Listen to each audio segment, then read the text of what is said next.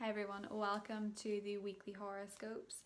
I would just like to take this opportunity to thank my sponsor for this video, Keen. Keen offers 24/7 access to vetted psychics, astrologers, spiritual advisors on all areas of life, be it career, be it love, be it family.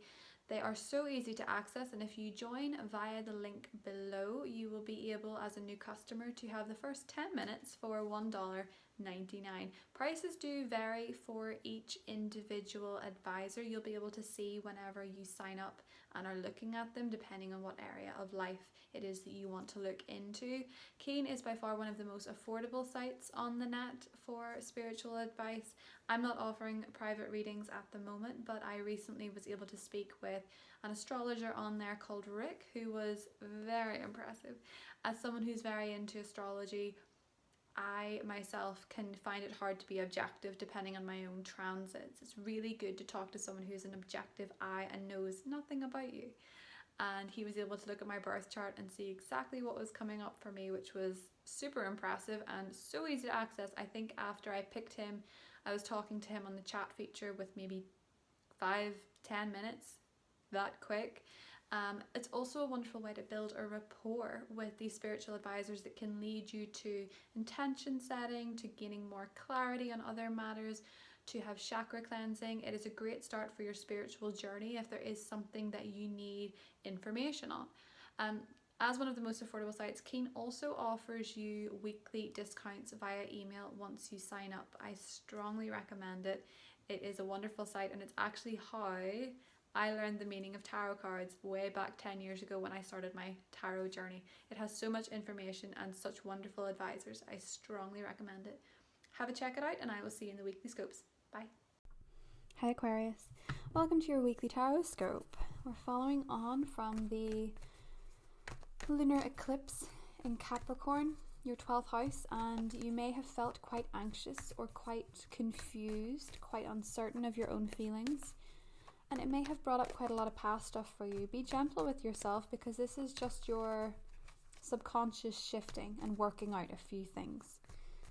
It's important not to get stuck in your fears and just let them come up so that they can slide away.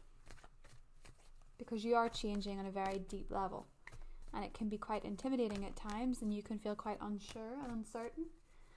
A lot of people are feeling the same, but for you this is much deeper. Let's see what the cards have to say.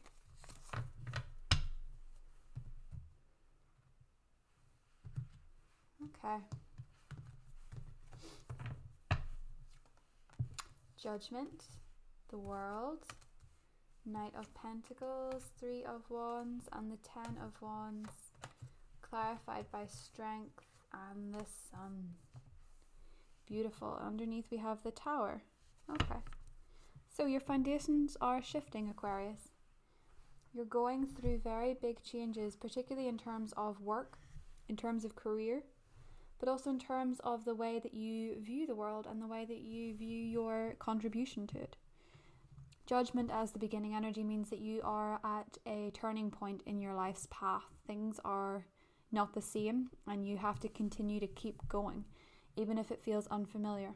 I think for a lot of you there's been a work change. I think the Tower was this lack of success in a particular area, something that was long-standing, something that you thought you knew. For some of you it could be family, but I think something has crumbled. It's had its time to crumble, and you're a little bit pessimistic about the future, or if not pessimistic, I think you're just a little bit uncertain. 3 of Wands in the challenge.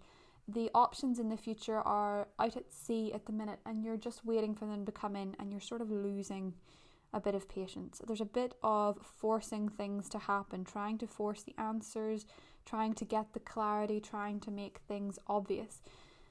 What's beautiful, Aquarius, if you're looking for a job change, if you're looking for a job opportunity, if you're looking for new work, the Knight of Pentacles in the positive suggests that there's some kind of message or news coming in for you, and it's going to require a bit more work. Now, it does require action.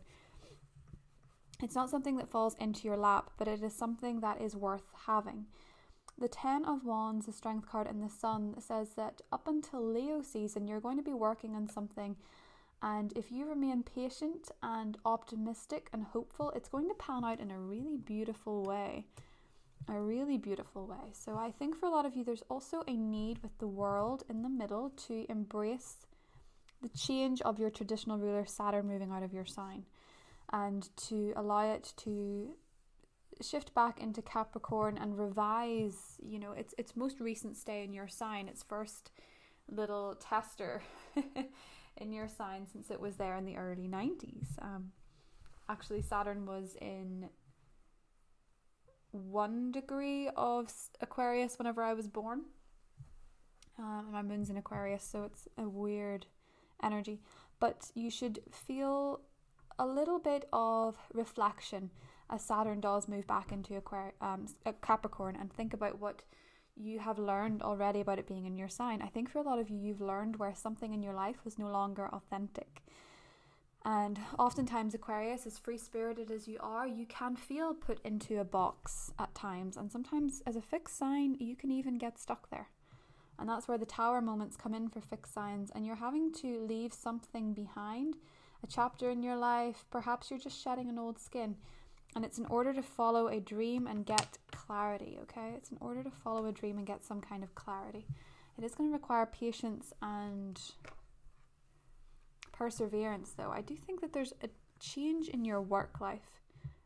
A need to persevere despite how things may seem quite heavy. The Capricorn energy in the sky is quite heavy.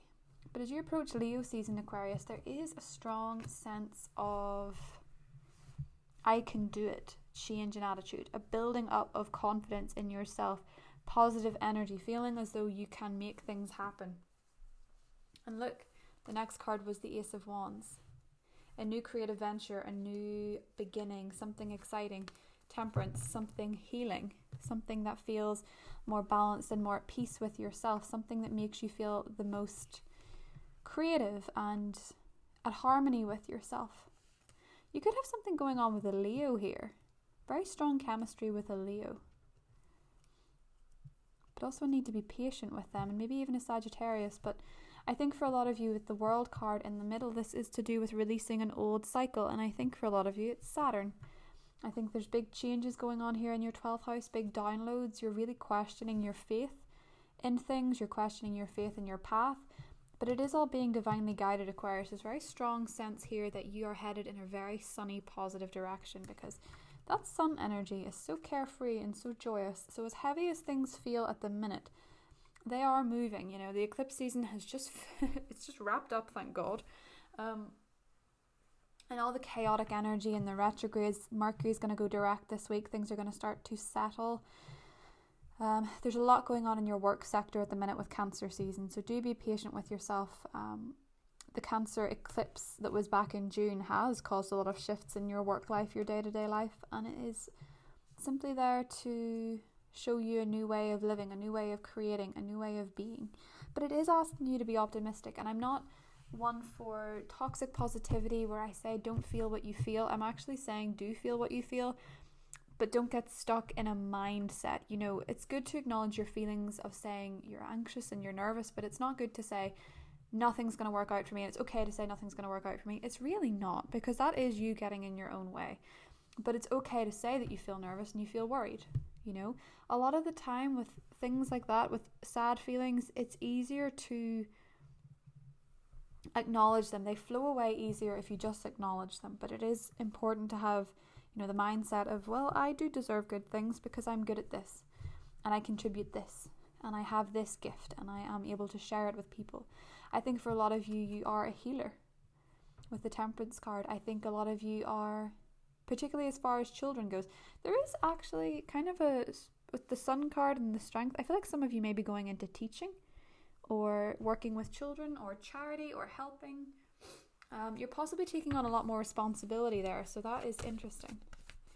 And I think it's going to be a very healing and very healthy thing for you, because I think it's going to recharge you somewhat. You're going to feel like you're doing something with your day that really matters, that really sparks a light in you. So let's clarify with the Love Oracle cards. Ooh, right off the bat, worthiness. So feeling worthy of the good things that are coming into you and feeling like you deserve love, you deserve respect, you deserve a career that makes you happy, work that makes you happy, feeling like it should be yours, so it will be, trusting that it'll be yours. There's a very strong reflection here with worthiness and the star card, which is your energy. There's hope in a situation, but in order to access it, you have to feel worthy of it. I think some of you are struggling with self-worth as the Capricorn eclipse in your sector of health and wellness has maybe shifted a few things in your mind, and you're struggling to make sense of how they all piece together, how they all fall together. But you will get there. Rainbow Reviver. Yes, I feel like something is being revived with you. I feel like you are going through a process of healing and getting your spark back. The rainbows are such beautiful imagery that come after rain. When the sun comes out after the rain, we also have intimacy. So I feel like there is, with Strength card in the sun, a need to be very patient with somebody. A need to forgive the old you, the old ways of being.